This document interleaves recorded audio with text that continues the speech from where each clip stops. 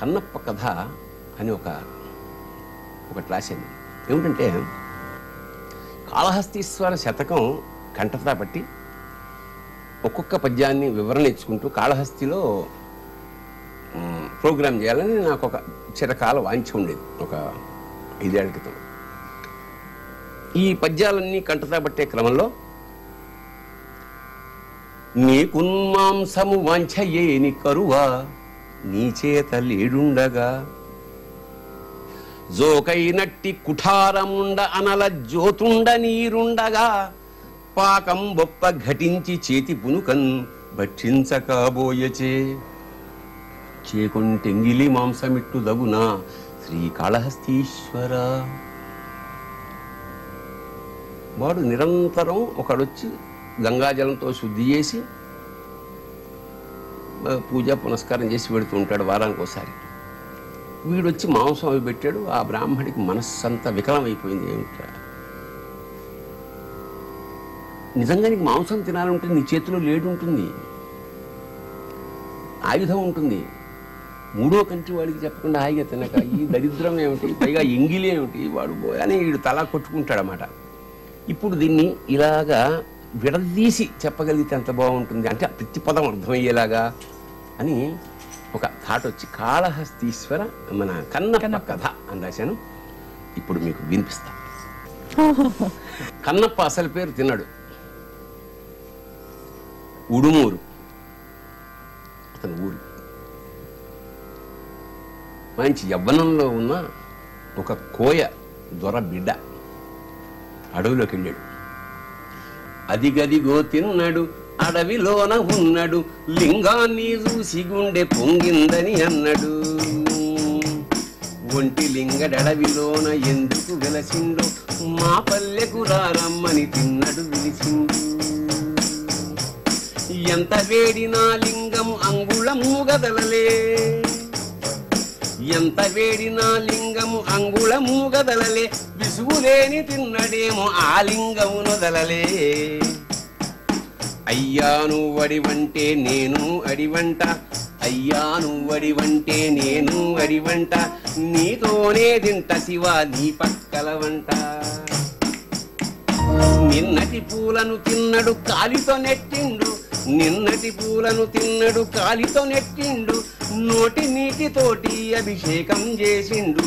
పిప్ప పూలమాల గట్టి దండలు వేసిండు, పిప్ప పూలమాల గట్టి దండలు వేసిండు, తాటి కళ్ళుతోటి కోటి తీర్థాలిచ్చిండు. అడవి పందులేసిండు అర్పణాలు చేసిండు, పిట్టలన్నీ కొట్టి పెట్టి పుటతేనే దాపిండు. ఎదురు బియ్యముండి నేటి పొంగలి పెట్టిండు, ఎదురు బియ్యముండి నేటి పొంగలి పెట్టిండు, ఆవ పాల పాయసాల నిన్నో గాచిండు. అదిగదిగో తిన్నాడు అడవిలోన ఉన్నాడు. అలా జరుగుతున్న క్రమంలో అక్కడికి వచ్చిన బ్రాహ్మడు చూశాడు. అరే, ఇంతకుముందు నేను చేసినవి ఏమీ లేవు, ఇదేంటిని? అక్కడికొచ్చిన బాపడు చండాలం చూసే, నెత్తి నోరు ముత్తుగా కన్నులెర్ర చేసే. అక్కడికొచ్చిన బాపడు చండాలం చూసే, నెత్తి నోరు ముత్తుగా కన్నులెర్ర చేసే. ఎంత పవిత్రంగా చూస్తే ఏంటి శివారోత, ఎంత పవిత్రంగా చూస్తే ఏంటి శివారోత, ఎందుకు పెడతావు భవ నాకు గుండె కోత. లింగమనే బుద్ధి లేక ఎంగిలి మంగళము చేసి నీచు పదార్థాలెట్టిన నీచుడు వాడెవడురా. గంగతోటి శుభ్రంగా గడిగిన ఈ లింగంపై ఎంగిలాకులను వేసిన దొంగ పీనుగెవడురా. మారేడు దళాలు తోసి విభూదిని చెరిపేసి ఎముకల పోగులు పోసిన కిరాతకుడు ఎవడురా.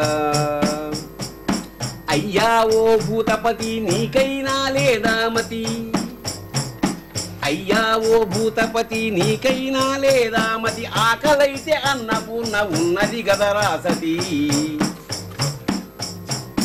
మాంసమిష్టమైతే నీకు చేతిలోనే లేడి, మాంసమిష్టమైతే నీకు చేతిలోనే లేడి, నెత్తి మీద నీళ్లున్నాయి కంటిలోనే వేడి. మూడో కంటికి చెప్పక కడుపు నిండా మెక్కరా, మూడో కంటికి చెప్పక కడుపు నిండా మెక్కరా, ఎంగిలి ముక్కలు ఎందుకు నీకిదేమి తిక్కరా.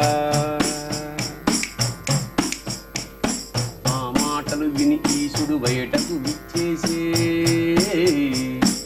ఆ మాటలు విని ఈశుడు బయటకు విచ్చేసే, బాపనికి భక్తి తత్వమును తాను తాబోధను చేసే. ఓయి బ్రాహ్మణుడా నా మాట ఆలకించు, ఓయి బ్రాహ్మణుడా నా మాట ఆలకించు, తిన్నడనే బోయవాని భక్తిని తిలకించు, తిన్నడనే బోయ వాని భక్తిని తిలకించు. ఆడంబరమేల నాకు దిగంబరుడ నేను, ఆడంబరమేల నాకు దిగంబరుడ నేను, ఆత్మార్పణగా విస్తే బందీనవుతాను, విభూతులు నాకేలా భూతపతిని నేను, విభూతులు నాకేలా భూతపతిని నేను, కోరికలను కాల్చేసి నుదుట రుద్దుతాను, కల్మషాలతో కూడిన అభిషేకాలేలా,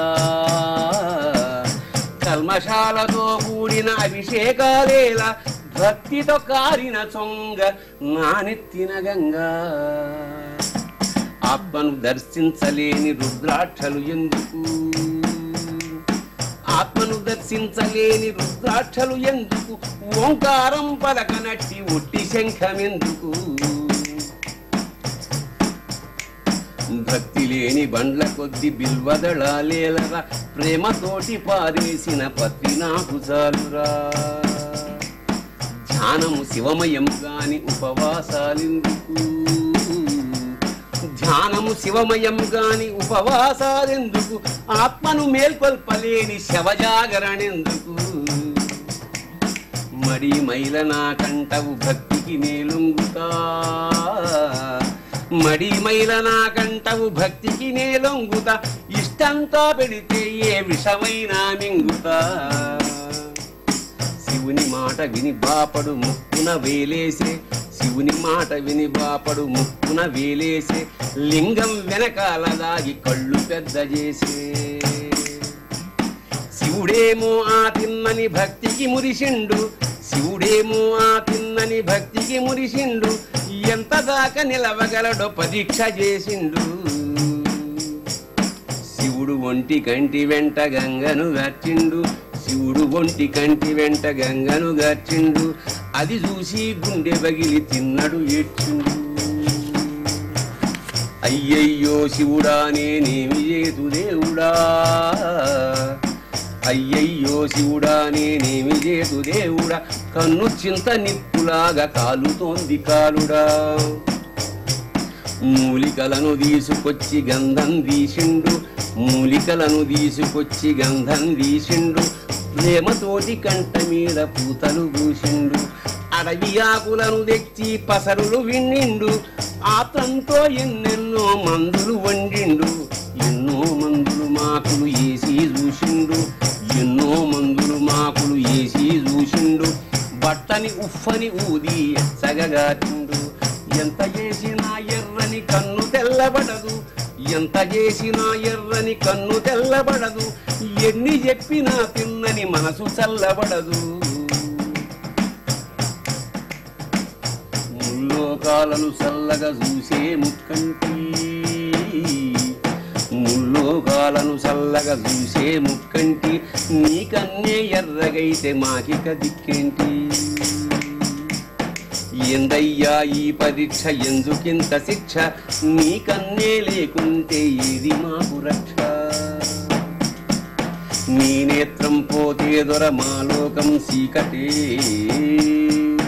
నీ నేత్రం పోతే దొర మాలోకం చీకటే, రైలే నీ కంటి మంటలోన మేము దూకుతే. మండుతున్న కంటి నుంచి కారుతున్న నీరు, మండుతున్న కంటి నుంచి కారుతున్న నీరు, పరవశించి పరమశివుడు కార్చే కన్నీరు.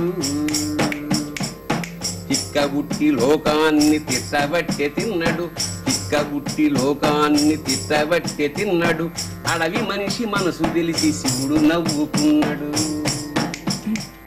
నాకన్నా నీకన్నే గొప్పదిరా శంకరా,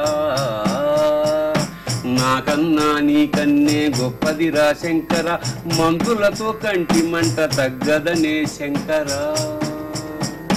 వజ్రాన్ని వజ్రంతో కోయాలంటారు, ముళ్ళునేమో ముళ్ళుతోనే తీయాలంటారు, పంటికేమో పన్నంటే శత్రువునంటారు, కంటికి నా కన్నంటే నన్నేమంటారు.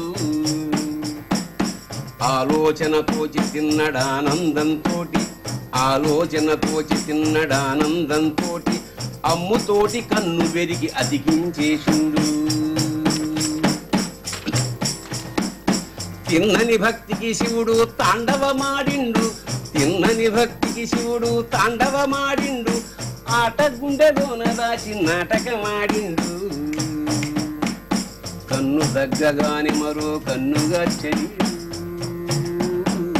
కన్ను తగ్గగాని మరో కన్నుగా చెనీరు, ఎవడు చెప్పగలవాడు మాయలోడి తీరు. కంటి నుంచి కారే నెత్తురును చూసి తిన్నడు, కంటి నుంచి కారే నెత్తురును చూసి తిన్నడు, మరో కన్ను పెరిగి తడిమి పెట్టి ఆదుకున్నాడు. చల్లబడ్డ కళ్ళు తెరిచి శివుడు శభాషన్నడు, చల్లబడ్డ కళ్ళు తెరిచి శివుడు శభాషన్నడు, సిగ్గుపడ్డ బాపడేమో కళ్ళు దించుకున్నాడు. నిజమైన భక్తి ఏమిటో నేను తెలుసుకున్నా, నిజమైన భక్తి ఏమిటో నేను తెలుసుకున్నా, తిన్నానా అన్నాను భక్తులలో మిన్నా. తడిసిన కన్నులతోటి వెలిసిన ఆ శివుడు, తడిసిన కన్నులతోటి వెలిసిన ఆ శివుడు, కనులిచ్చిన ఆ తిన్నని కావలించుకున్నాడు. నా భక్తులలో నువ్వే ప్రథముడి విరకన్నా,